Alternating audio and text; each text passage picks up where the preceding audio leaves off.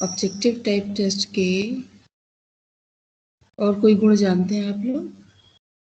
क्या गुण होते हैं? मैम इनको चेक करना आसान होता है।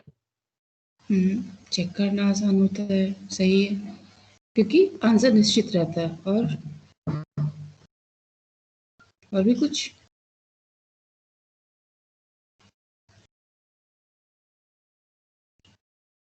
कुछ हम लोगों ने टाइम के बारे में बात किया था ना, कि इसको बनाने में समय अधिक लगता है, लेकिन इसके अंकन में समय जो है वो कम लगता है। ठीक है, चलो ऐसे टाइप टेस्ट का बता दो, उसकी क्या विशेषताएं होती हैं? वो तो पढ़ चुके हो ना पूरा?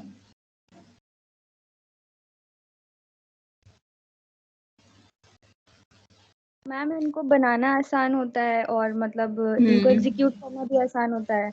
और हम्म इससे जो है मतलब इससे स्टूडेंट्स के मतलब वो स्पेलिंग चेक भी हो कर सकते हैं। और हम्म उससे इनकी मेंटल एबिलिटी का भी पता चलता है कि वो मतलब ठीक है। कितना सोच सकते हैं। लेखन हम्म शैली का भी पता चलता है और वो कितना हम्म फास्ट लिख सकते हैं ये भी पता चलता है। हम्म ठीक है, और ये तो हुई क्वालिटीज। और क्वालिटीज के साथ साथ हम लोगों ने ये भी देखा कि डिलिमिटेशंस क्या हैं।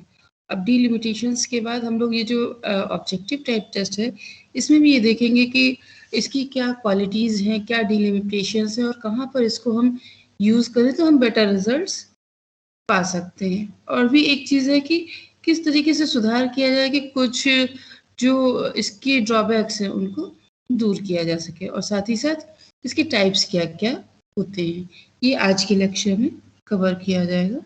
और इसके लिए मैंने प्रेजेंटेशन बनाया है, जो कि आपके जो कोर्स में बुक्स चलती हैं डॉक्टर एस.पी. गुप्ता की और डॉक्टर आभा सिंह की, उनसे उसका मैटर लिया है।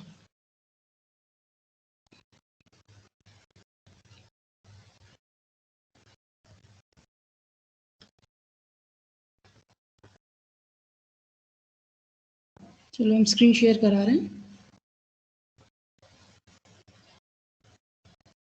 जहाँ तुम लोग की कोई क्वेरी हो वहाँ पूछते जाना।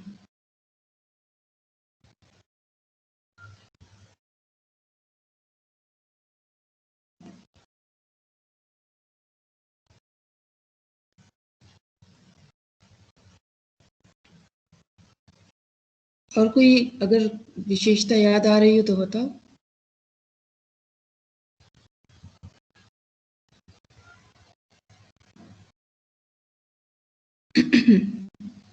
स्क्रीन दिख रही है? Yes ma'am. ओके।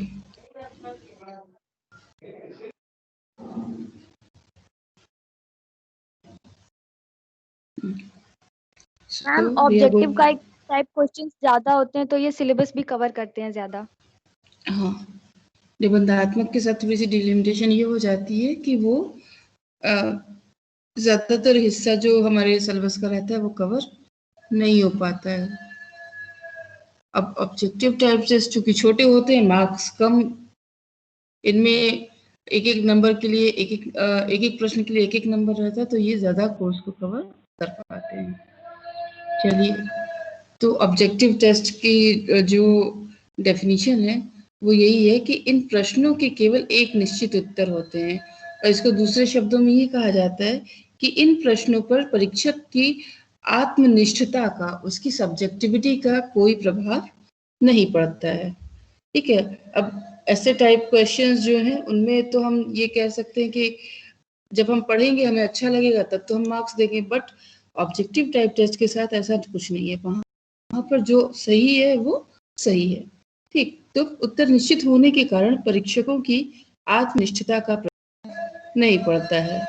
अब यहाँ पर जो भी इसकी मार्किंग है वो उत्तर कुंजी के द्वारा पहले से सेट बना रहता है कि क्वेश्चन नंबर 1 का आंसर कौन सा है। अगर मान लीजिए मल्टीपल चॉइस क्वेश्चन है तो उसमें 4 ऑप्शंस दिए रहेंगे, अब उसमें ऑप्शन 1 ऑप्शन 2 जो भी सही होगा वो पहले से सेट होगा। तो अब इसको स्टेंसिल के द्वारा भी इसकी मार्किंग की जाती है। स्टेंसिल बना हुआ होता है, उस पर रख देते हैं, अगर जितना सही आंसर है वो गोले में आ रहा है काउंट करके उसको लिख दिया जाता है। या फिर कंप्यूटर्स के द्वारा कॉपी चेक कराई जाती है। जो OMR शीट होती है वो कंप्यूटर के द्वारा चेक की जाती है। ठीक है, तो इन सब कारणों से इसकी जो विश्वसनीयता है वो अधिक होती है। मतलब इस पे जो हम लोगों ने पिछली क्लास में देखा था कि ऐसे टाइप क्वेश्चन में परीक्षक का जो मूड है उसका असर इस पर नहीं आता है और इसमें प्रशिक्षित और विशेषज्ञ परीक्षक की अधिक आवश्यकता नहीं होती है, एटलीस्ट चेक करने के लिए। बनाने के लिए तो बहुत जरूरी है। और तुम लोग कई बार देखते होगे कि जो कॉम्पिटिटिव क्वेश्चंस आते हैं एग्जाम में वहां पर हेलो क्या चल रही है? देखो सो नहीं कर रहा है। हाँ 1 घंटे में सो नहीं करता, बस नहीं करो सो करता है। म्यूट कर लो अपना अपना। नहीं मेरा नहीं है, यहाँ से ऑफ है ना वीडियो। ये वीडियो है, वे देखो पढ़ा रही है, पढ़ा तो रही है। तेज आवाज करो, स्कूल है। म्यूट करो तुम लोग अपना अपना।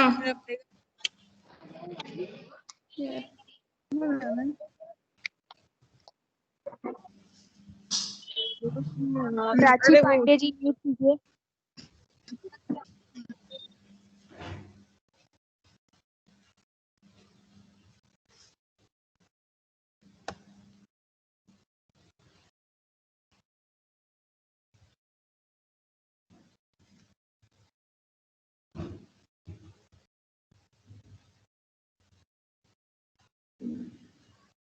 सभी स्टूडेंट्स पहले ध्यान से सुन लो। जिस समय प्रेजेंटेशन चल रहा हो ना उस समय तुम लोग बात मत किया करो, म्यूट करके रखा करो सब।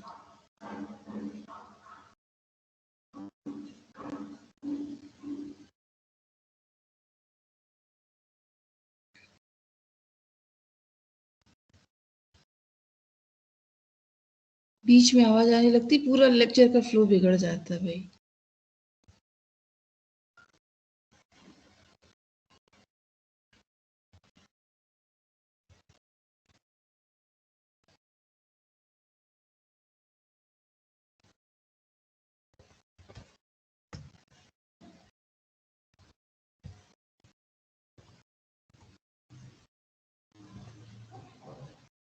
फिर से रिपीट कर रहे हैं, आवाज आ रही है ना? Hello, yes ma'am, yes ma'am आ रही है। स्क्रीन विजिबल है? Yes ma'am.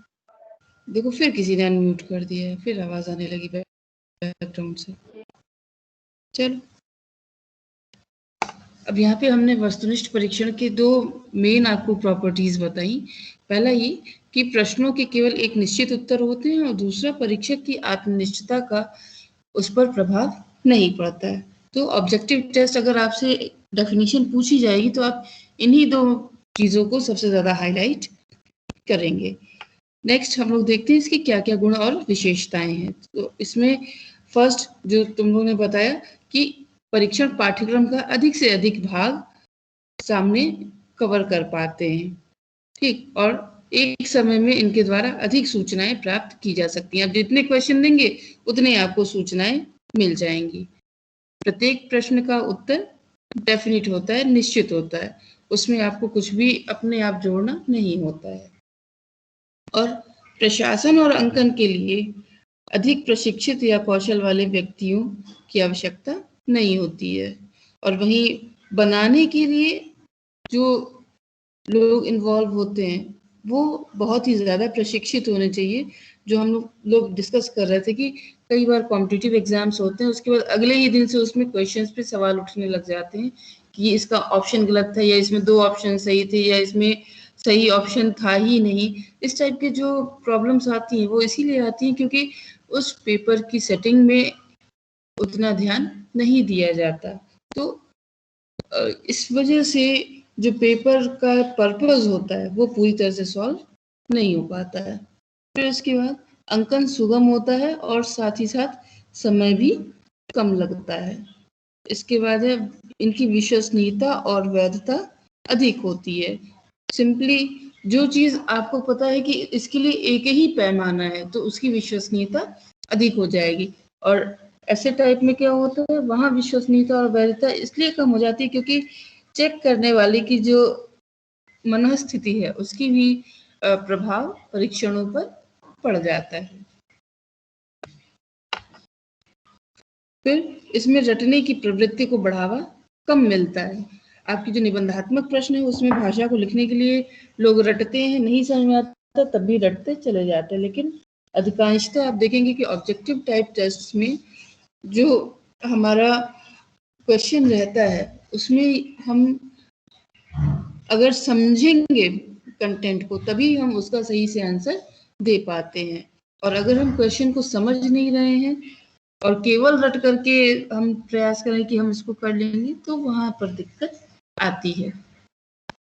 लेकिन वही जो निबंधात्मक प्रश्नों में हम लोगों ने एक चीज डिस्कस की थी कि वहां पर नकल की संभावना बिल्कुल कम हो जाती है, और ये चीज ऑब्जेक्टिव टेस्ट में क्या होता है उसके लिए इसको मिल जाता है।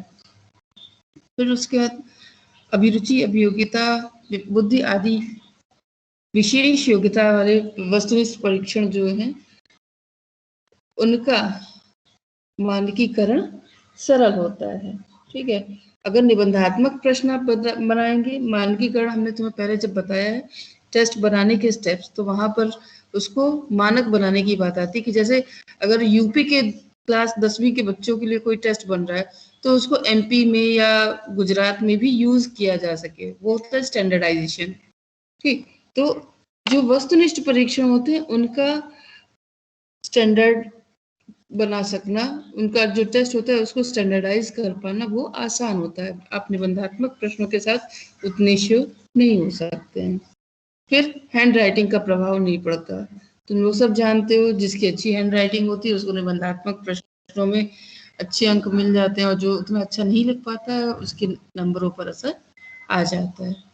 फिर परीक्षक की मनोदशा, रुचि, अभिवृत्ति आदि का प्रभाव अंकन पर नहीं पड़ता है, और जो विद्यार्थी हैं उनकी अधिगम संबंधी कमजोरियों का पता आसानी से लगाया जा सकता है।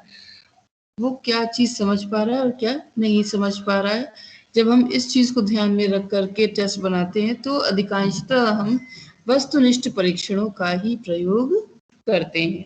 अधिगम तुम लोग सेकेंड ईयर में पढ़ चुके हो, लर्निंग, और लर्निंग में क्या वो नहीं सीख पा रहा है और क्या वो सीख पा रहा है, इन सभी चीजों को हम आसानी से ऑब्जेक्टिव टेस्ट के थ्रू देख पाते हैं। फिर नेक्स्ट है वस्तुनिष्ठ परीक्षणों की कमियां या सीमाएं। अब निबंधात्मक से तुम लोग सीधे सीधे इसको कंपेयर करते चलो, वो सारी चीजें सामने आती जाएंगी, इसमें कुछ भी ऐसा नहीं है जो तुम्हें पता नहीं हो, क्योंकि जिस समय हम लोग निबंधात्मक पढ़ रहे थे उसी समय कंपैरिजन में हम लोग वस्तुनिष्ठ के बारे में भी देख रहे थे। ठीक है, तो हम बताते हैं, अगर कहीं तुम लोग को कोई दिक्कत हो तो फिर उसको पूछ लेना। अब इसमें परीक्षणों का निर्माण अत्यधिक कौशल पूर्ण कार्य है। निबंधात्मक प्रश्न आप आसानी से फ्रेम कर लेते हैं और इसमें क्वेश्चंस को बनाने में टाइम भी लगता है और उसके लिए योग्यता भी चाहिए। प्रशिक्षित और विषय विशेषज्ञों के द्वारा निर्मित किए जा सकते हैं।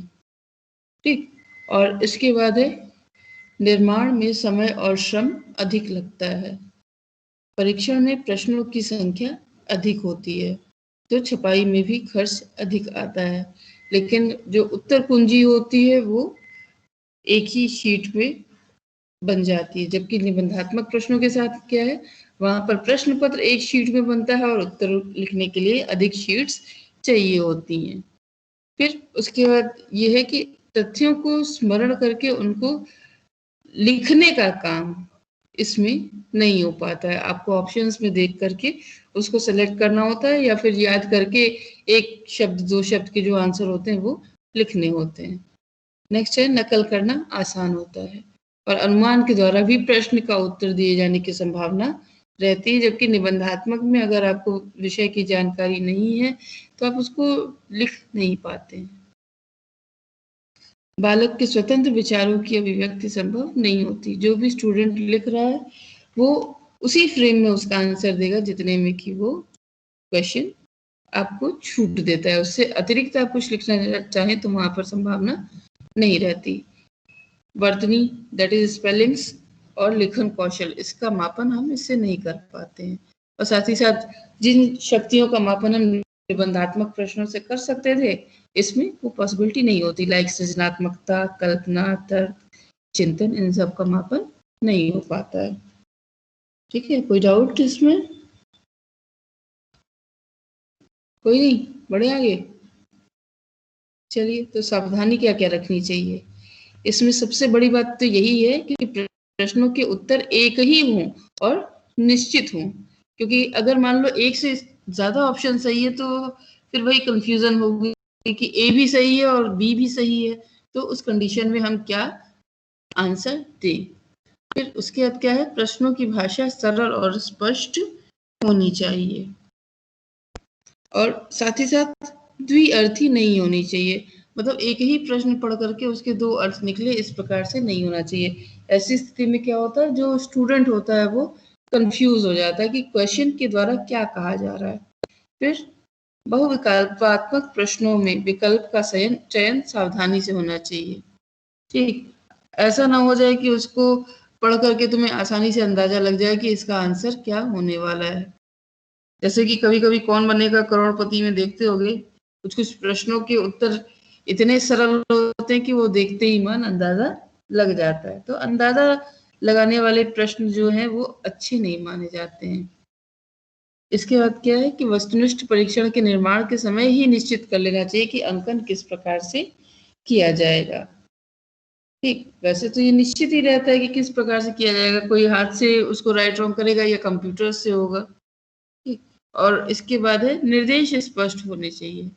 जो भी आप लिख रहे हैं कि कितने प्रश्न करने हैं, कितने समय में करने हैं, किस प्रकार से करने हैं, वो सारी चीजें, ये तो खैर हर ही परीक्षण के लिए है, लेकिन हाँ उस चीज को बनाते समय आपको एज एन एग्जामिनर ध्यान देना पड़ेगा कि आपके निर्देशों में कहीं भी अस्पष्टता ना हो। आपको साफ साफ बताना पड़ेगा कि समय कितना है, प्रश्न कितने हैं, कितने करने हैं, किस प्रकार से करने हैं, वो सारी चीजें स्पष्ट होनी चाहिए।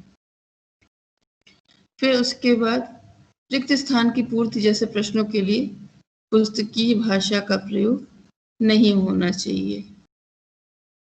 उसमें आपको अपने आप कुछ चेंज करके उन क्वेश्चंस को देना चाहिए। फिर बहुविकल्पात्मक प्रश्नों के उत्तर निश्चित क्रम में नहीं होने चाहिए। ऐसा ना हो कि सारे के सारे विकल्प ए ही होते चले जाएं या सी होते ही चले जाएं। अगर ABCD है तो आपको बनाते समय भी उसके क्रम को ध्यान में देना पड़ेगा। ACBD इस टाइप से रहे, ये ना हो कि पहला भी बी, दूसरा भी बी, तीसरा भी बी, है ना। तो अब इसमें क्या होता है कि जब बी लगता जाता है तो आदमी फिर उसी को लगाने लगता है, तो वहां पर भी अनुमान की जो संभावना है वो बढ़ जाती है। फिर उसके बाद कभी कभी पेपर में तुम लोगों ने देखा होगा कि मान लो एक तरफ गद्यांश में दिया हुआ है कि जिस चैप्टर का पैराग्राफ दिया हुआ है उसी के अगर बहुविकल्पी प्रश्न आ जाते हैं तो कितना आसानी हो जाती है, पढ़ा और बहुविकल्पी प्रश्न में उत्तर लगा दिया। लेकिन इस तरीके का पेपर जो है वो एजुकेशन की दृष्टि से अच्छा नहीं माना जाता है। ठीक है, तो किसी भी प्रश्न या उसके विकल्प से किसी अन्य प्रश्न के उत्तर के अनुमान की संभावना नहीं होनी चाहिए। और रिक्त स्थान की पूर्ति के लिए महत्वपूर्ण शब्दों को ही छोड़ना चाहिए। ऐसा ना हो कि ताजमहल आगरा अब में हटा करके और है कर दे। ठीक है, अब इसमें मेन क्या होना चाहिए, ये कि ताजमहल, और आप ये पूछ रहे हैं कि कहाँ पर है, तो आगरा के लिए स्थान छूटना चाहिए। तो यही मतलब है कि महत्वपूर्ण शब्दों को छोड़ना चाहिए, जो चीज आप पूछना चाह रहे हैं। ठीक है, अगर उद्देश्य भाषा में कहोगे तो क्या कहोगे कि विद्यार्थियों को ये पता होगा कि ताजमहल कहाँ पर स्थित है। इसके बाद नेक्स्ट है मिलान प्रश्न में पदों की संख्या 10-12 से अधिक नहीं होनी चाहिए। अगर उससे ज्यादा हो जाएगा तो वो इतना मकड़ी का जाला बन जाएगा उसी में कि उसमें आप प्रश्नों के उत्तर को ढूंढ नहीं पाएंगे। ज्यादा से ज्यादा 7-8, उससे ज्यादा वो सही तरीके से मैचिंग नहीं हो पाती है। ठीक है, तो ये सारी चीजें ध्यान में रखनी चाहिए। अब इसके बाद हम लोग आ जाते हैं कि इसके क्या क्या प्रकार होते हैं। मैंने तुम लोग को पिछले लेक्चर में भी बताया था कि ये कई प्रकार के होते हैं, लेकिन सबसे ज्यादा फेमिलियर हम लोग जो है वो मल्टीपल चॉइस है, क्योंकि इस स्टेज पर आकर के आप लोगों को जो भी कॉम्पिटिशन्स देने होते होते हैं, वहाँ ज्यादातर मल्टीपल चॉइस क्वेश्चंस ही पूछे जाते हैं। लेकिन एजुकेशन की दृष्टि से ये जो वस्तुनिष्ठ प्रश्न हैं उनके कई प्रकार होते हैं। ठीक, अब इसको हम लोग देखते हैं, जो भी तुम लोग को ना समझ में आए उसे पूछना। इसमें दो मेन चीजें हैं, पहला तो है सप्लाई टाइप और दूसरा है सिलेक्शन टाइप।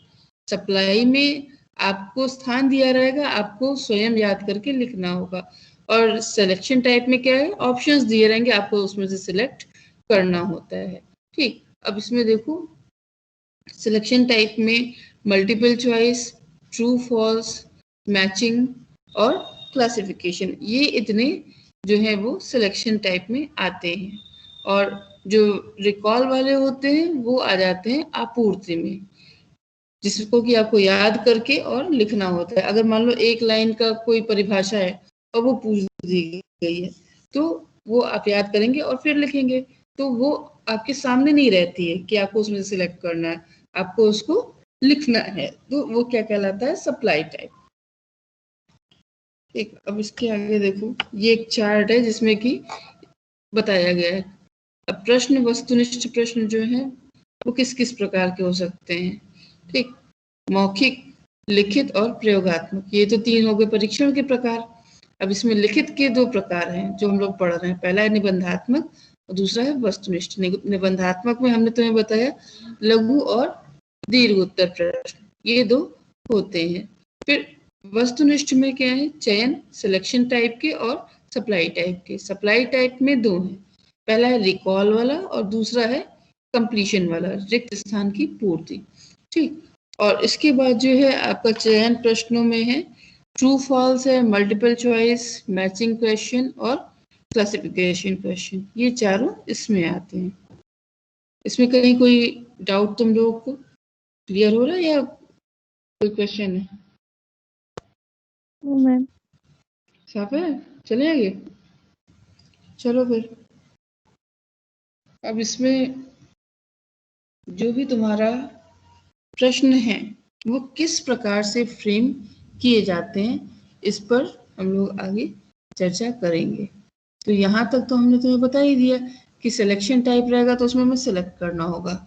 अब देखो स्टेटमेंट दिया रहता है और उसमें पूछता क्या है कि इसमें से क्या सत्य है और क्या असत्य है।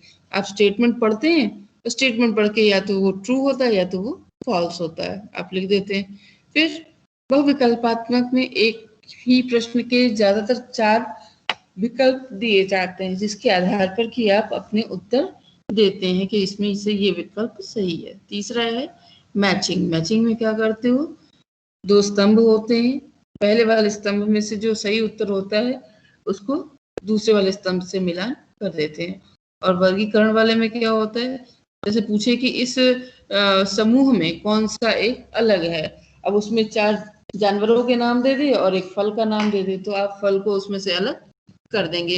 या फिर ग्रुप बना करके दे दे, कई सारे शब्द दे दे और उसमें से कहे कि इसमें से फल अलग करिए, इसमें से आप जो है सब्जियां अलग करिए, तो वहां पर क्या हो जाएगा, वो क्लासिफिकेशन का क्वेश्चन हो जाएगा। अब इसमें सप्लाई टाइप आइटम्स में परीक्षार्थी को उत्तर की पूर्ति करनी होती है।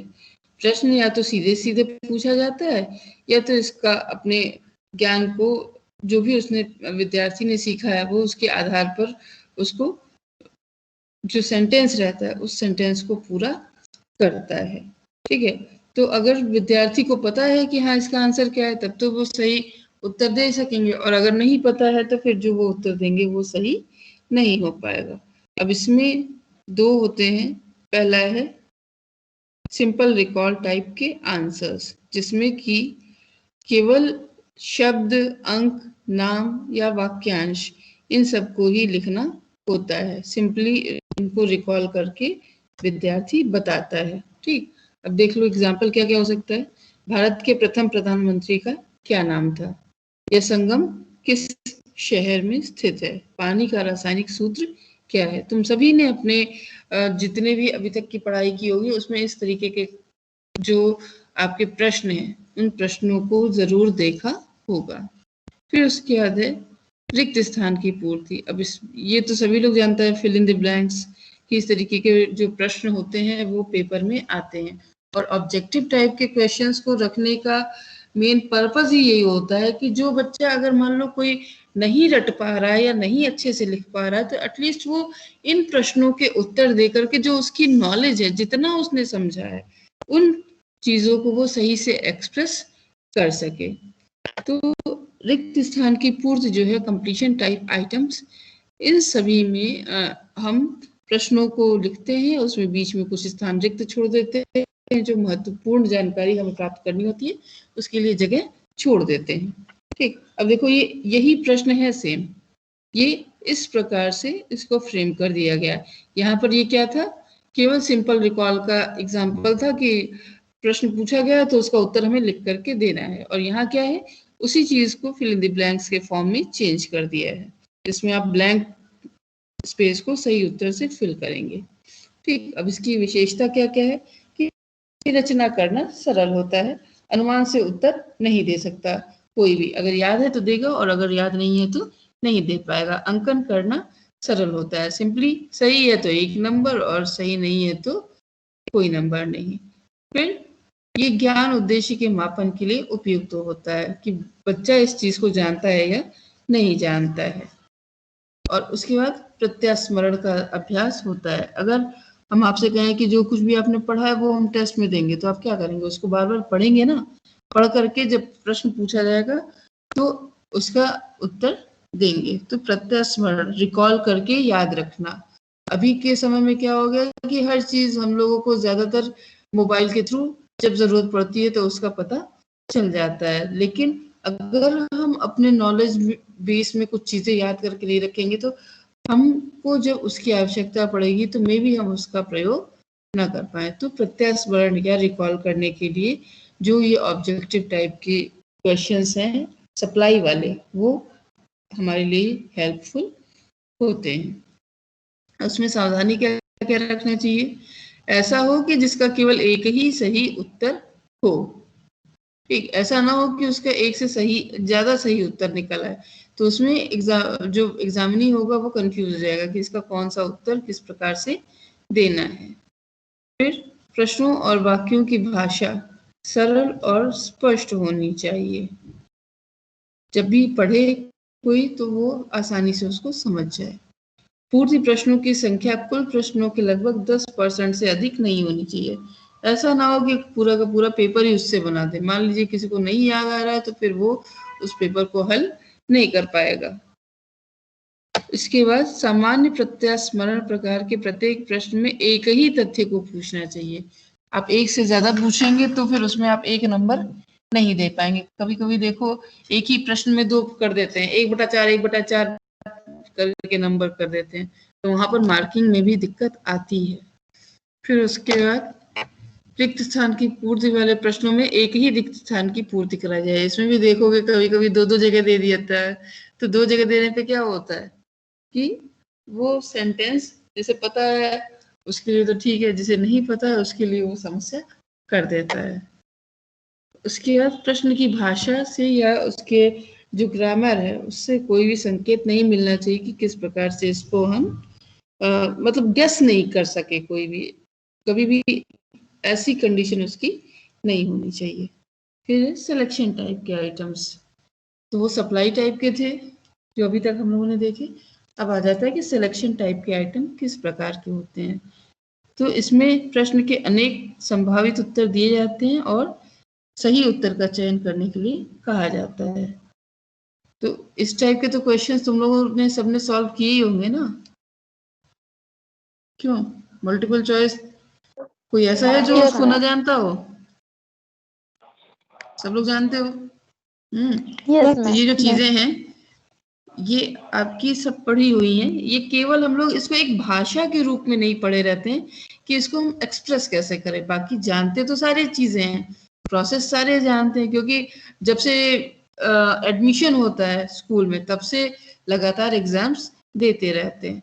लेकिन अब चूंकि एजुकेशन पढ़ रहे हो और एजुकेशन में भी ये देख रहे हो कि मेजरमेंट कैसे होता है, तो वही चीज है कि पानी हम लोग पीते तो हमेशा से हैं, जन्म से पानी पीते रहते हैं, लेकिन जब पानी के बारे में एज एन चैप्टर पढ़ते हैं तो अब साइंस में उसको कैसे लिखा जाएगा, हिंदी में उसको कैसे लिखा जाएगा, या फिर ज्योग्राफी के पॉइंट ऑफ व्यू से देखें तो उसका क्या इम्पोर्टेंस है, या फिर केमिस्ट्री में पानी क्या है। तो जब हम उन चीज़ों को देखते हैं तो हमें उसके लिए उसी प्रकार की लैंग्वेज का प्रयोग करके उसका आंसर लिखना होता है। इन द सेम मैनर यहाँ पर भी आपको क्या करना है कि आप जानते सभी चीज़ें हैं, लेकिन आपको ये देखना पड़ेगा कि जब पेपर में वो आए तो उसको हम सही तरीके से रिप्रेजेंट कैसे करें। ठीक है, अब जो यहाँ पढ़ोगे जब उसको 2-3 बार कम से कम रीडिंग करोगे तभी उन चीज़ों को सही तरीके से लिख पाओगे, वरना क्या है कि भाषा बहुत ही डाइल्यूट हो जाती है, आप उसको सही तरीके से फिर एक्सप्रेस नहीं कर पाते हैं। तो इसके लिए इसको पढ़ना बहुत ज़रूरी है। ठीक, तो अब अगर सिलेक्शन टाइप की बात कही जाए तो यहाँ पर क्या है कि प्रश्नों के अनेक संभावित उत्तर दिए जाते हैं और विद्यार्थी से ये कहा जाता है कि आप इसमें से सही उत्तर का चयन कर लीजिए। ठीक, और इसमें इनको रिकॉग्निशन मतलब पहचानना, जो सामने दिए गए हैं चीजें उसमें से आप एक चीज को सिलेक्ट करते हैं, तो सिलेक्ट करने के लिए कारण ही इसको अभिज्ञान टाइप के क्वेश्चन भी कहा जाता है। अच्छा, इसमें अनुमान की भी संभावना रहती है। भाई आप 4 ऑप्शन देखते हैं, अगर आपको ये नहीं पता है कि कौन सा सही है तो आप ये सोचते हैं पहला वाला हो सकता है या नहीं हो सकता है, दूसरा हो सकता है या नहीं हो सकता है। तो सारी संभावनाओं पर विचार करने के बाद आप एक सही उत्तर पर, जो आपके हिसाब से सही हो, उस पर आप अपना मत देते हैं कि ये सही हो सकता है। अब ये true false, multiple choice, matching और क्लासिफिकेशन, ये मेन इसके डिविजन्स हैं।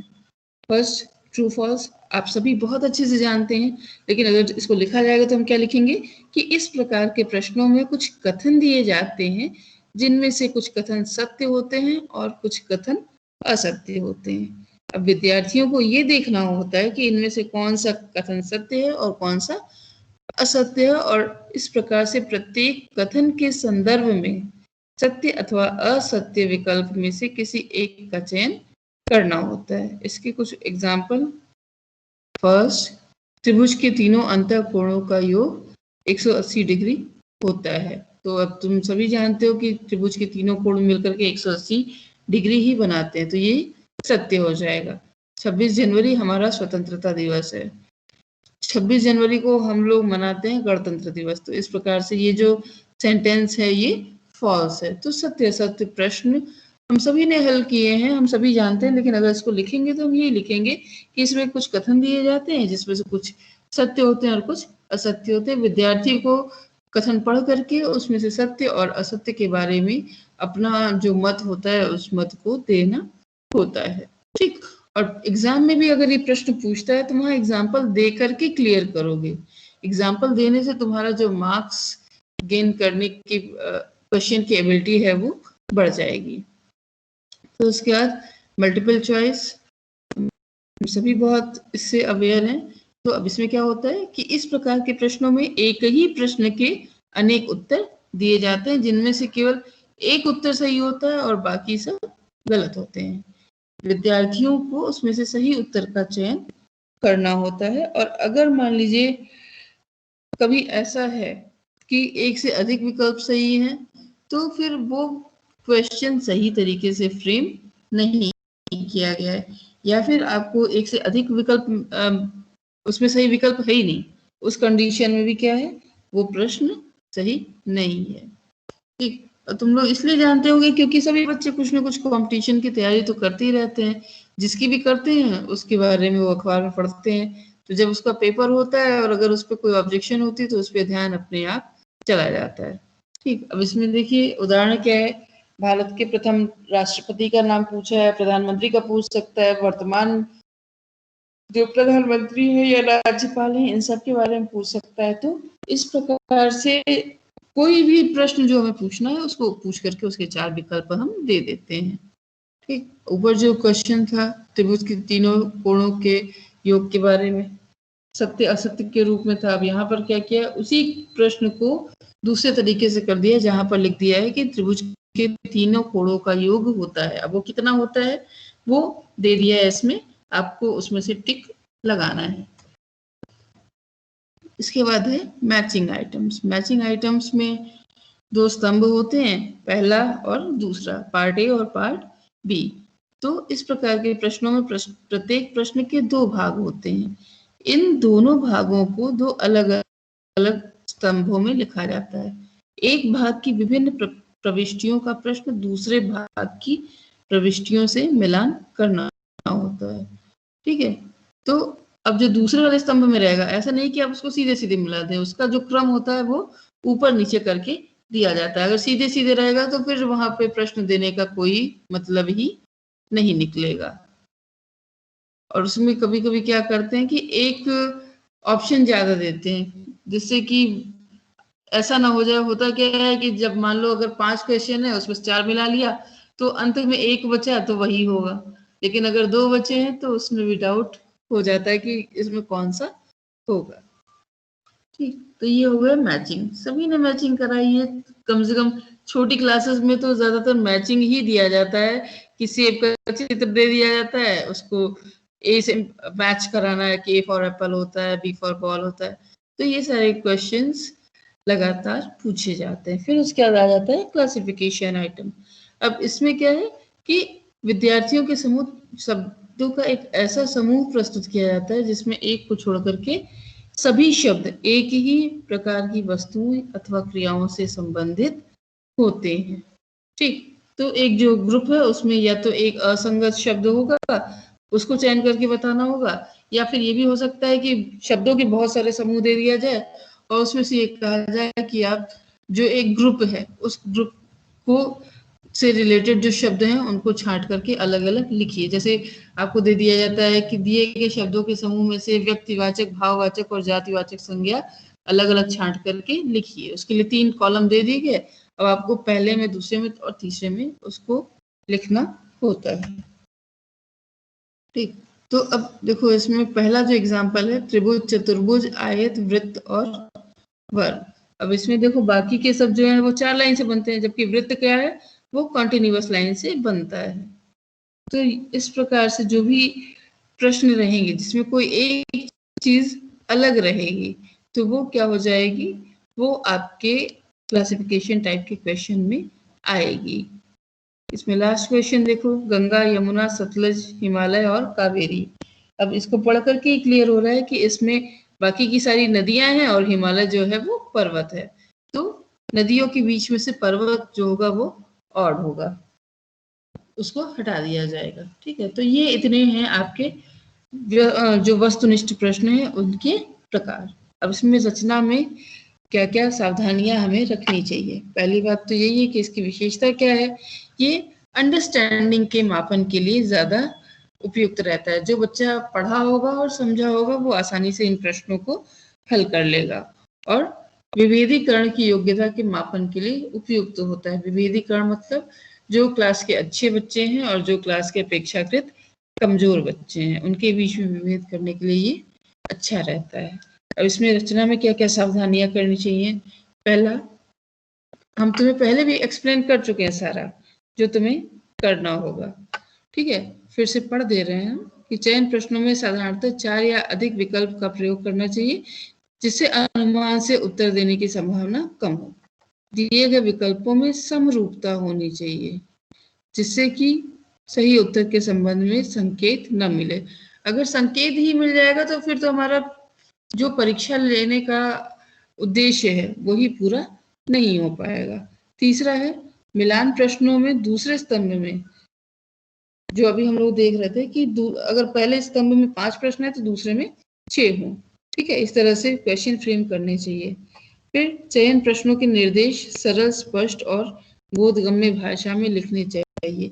ये तो बेसिक रिक्वायरमेंट है कि हमारे निर्देश जो है वो क्लियर हो, जिससे कि बच्चों को कोई भी उसमें डाउट ना रहे। तो ये इतना था इस बारे में कि ऑब्जेक्टिव टेस्ट के टाइप क्या क्या होते हैं। अब इसमें से कोई चीज तुम्हें अगर ना समझ में आई हो तो तुम लोग पूछ सकते हो। मैम हाँ, मैम एग्जाम टाइम में सारे क्वेश्चंस को डिटेल्स में लिखने होंगे, मतलब जो जितने टाइप्स के क्वेश्चंस हैं। कितने टाइप के क्वेश्चंस है हम नहीं समझ पा रहे हैं, क्या पूछना मैम चाह रहे आप तुम? मतलब कि आपने जितने मैम, टाइप्स अगर वस्तुनिष्ठ सिर्फ पूछेगा, वस्तुनिष्ठ प्रश्नों के बारे में बताइए, तो